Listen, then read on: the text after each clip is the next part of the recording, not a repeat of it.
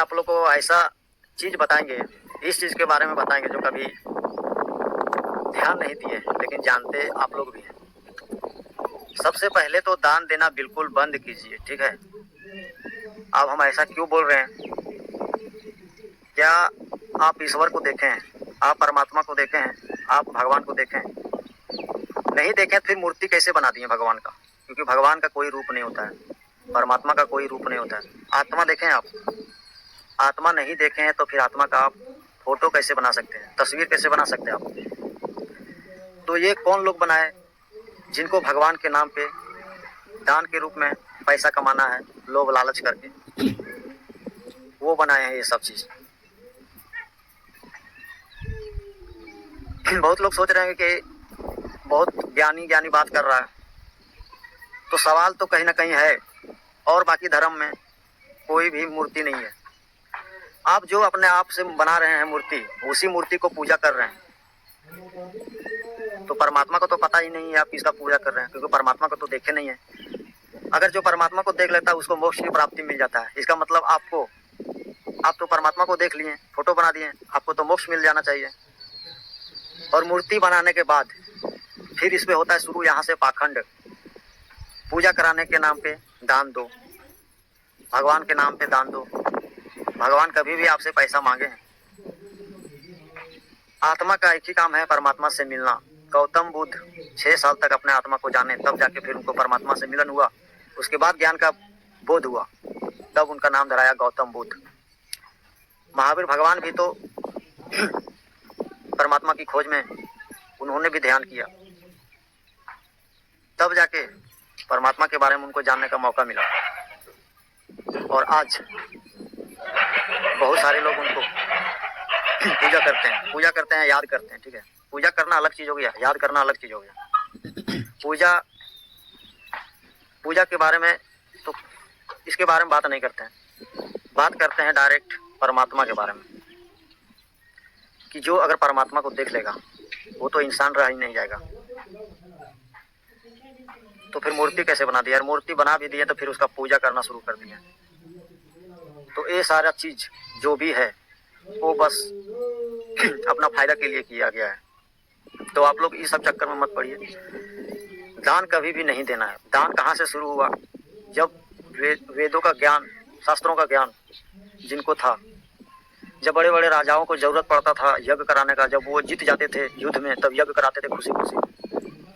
तो इसीलिए उन्होंने खुशी में दान देना, मतलब दक्षिणा देना शुरू किया, ठीक है। क्योंकि उस टाइम पे सब परमात्मा की खोज में लगे रहते थे, क्योंकि उनके पास शास्त्रों का ज्ञान था, वेदों का ज्ञान था।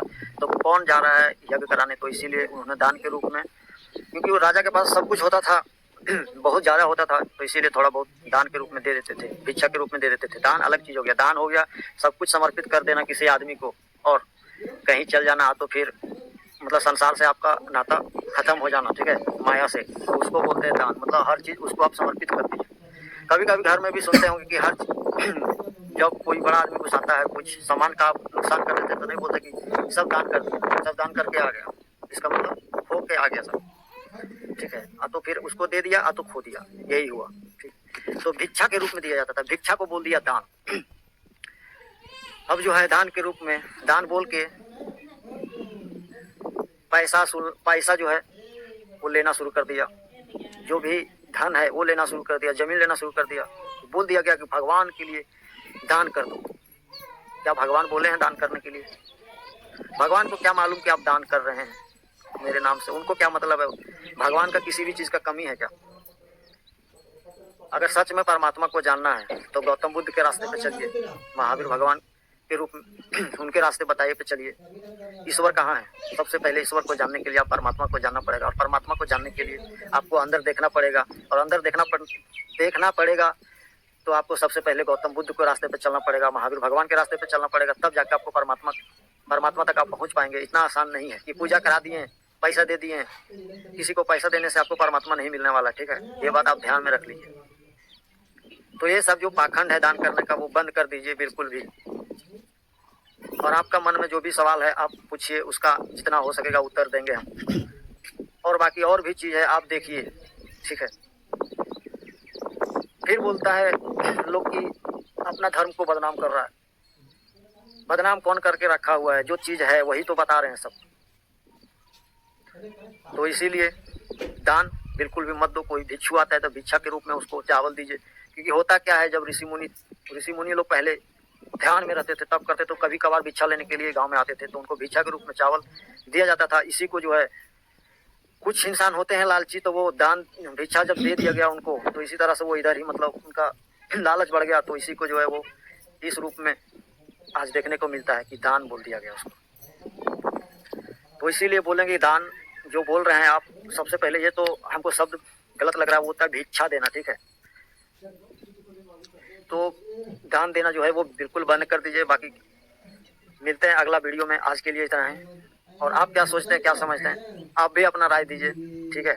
अगर देना है तो थोड़ा बहुत कुछ दे दीजिए बस, बाकी बात परमात्मा के नाम पे, भगवान के नाम पे आप कुछ भी मत दीजिए। बाकी अपना ध्यान रखिए, और ज़्यादा जानकारी लेना है तो आप खुद गौतम बुद्ध के रास्ते पे चलिए, यही बोलेंगे। भगवान महावीर के रास्ते पे चलिए, क्योंकि उन्होंने करके दिखाया, बोला नहीं है, उन्होंने करके दिखा दिए हैं। तो आप भी करके देखिए, क्या वो सच किए हैं या झूठ किए हैं, देखिए।